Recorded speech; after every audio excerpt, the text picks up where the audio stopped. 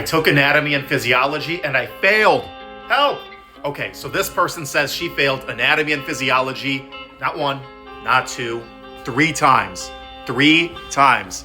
And she's on the pre-PA track, which means anatomy and physiology are a prerequisite, one that must be passed with a certain letter grade. Some schools it's C, some schools it's B. It just depends. But either way, you certainly can't fail it.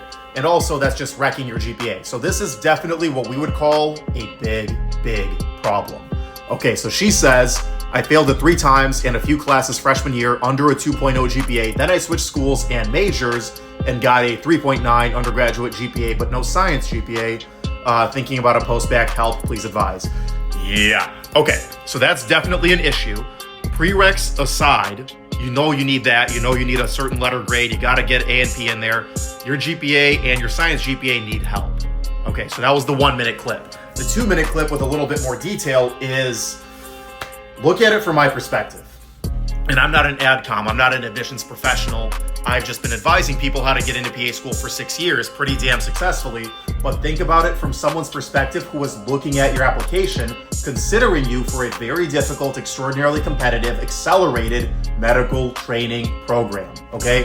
Think about it from their perspective. They've got thousands of applicants, thousands. Some schools get 2,000, some schools get more.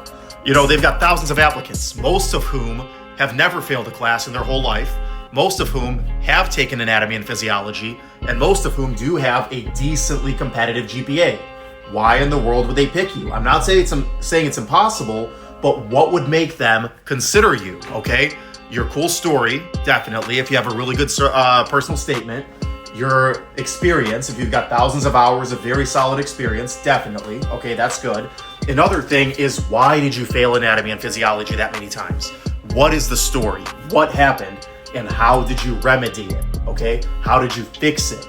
If you fixed it, if you realized, okay, I screwed up, here's exactly why I screwed up, and here's how I'm going to prove that I am academically capable of handling such a difficult program.